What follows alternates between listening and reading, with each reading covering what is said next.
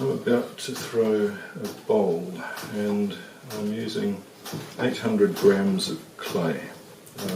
This clay is a nice white stoneware, and then we'll see what we can do.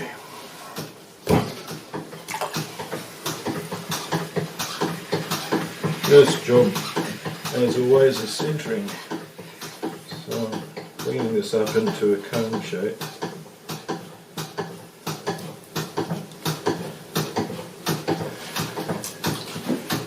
And pushing forwards.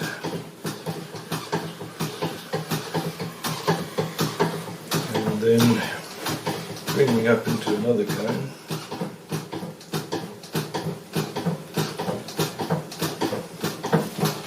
And pushing forwards, you see. If I just show with one hand how that almost does it all by itself.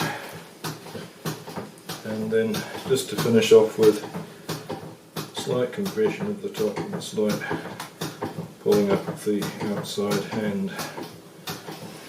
And there's a nicely centred piece of clay. Now I'm going in with my thumbs, and I want it to be about half an inch thick at the bottom. For this exercise we're making a bowl which is going to have a turned foot ring, so we need to leave enough clay for that. So I've gone down to what I think is about the right thickness. I'm going to check that with this needle or kebab stick, whatever's handy, and that's actually about half an inch. So just a little bit more compression, not too much because I don't want it too thin. And then I'm just going to pull things wider using my fingers first of all, but still maintaining a basic bowl shape in there. And now I'm going to open this up and form a bowl shape, and I'm using this, I don't know whether this is showing it very well, but I'm using this type of grip with my hands.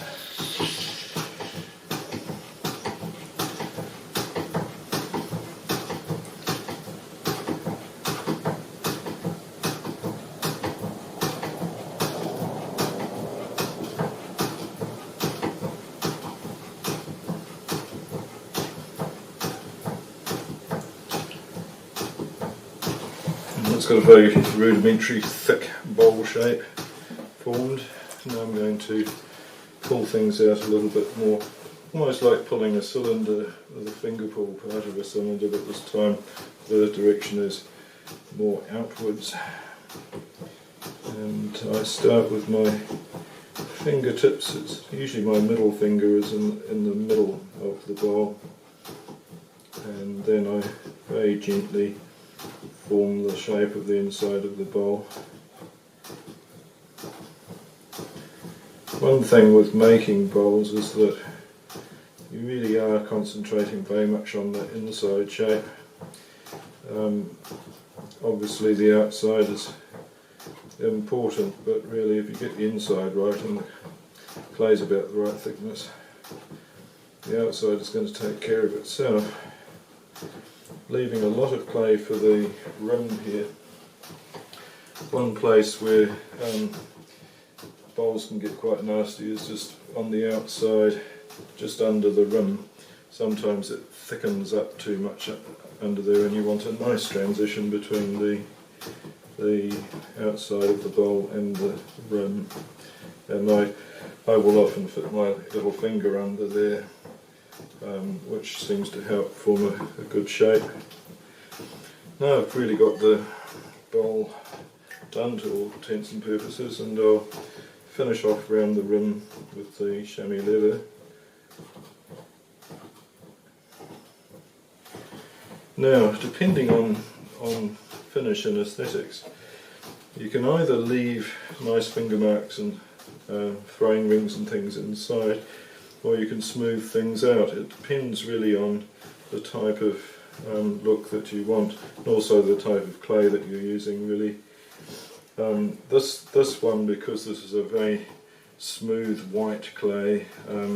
I really feel like I should treat it more like porcelain, and I'm going to use this rib on the inside. It's a wooden rib, and I'm very gently compressing the clay and getting rid of any slurry and getting rid of the finger marks at the same time, and forming a nice smooth interior to the bowl.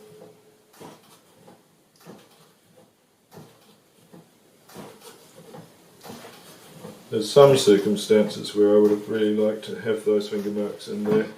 Nice runny glaze that pulls and marks and things can look very good.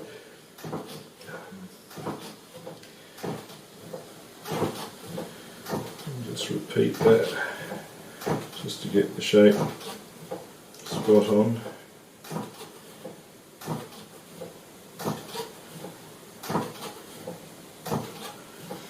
And as I come up to the rim, I'm just thinking about the angle of it. Do I want the bowl sort of flowing outwards, or do I want it to come almost straight up before coming over into the rim?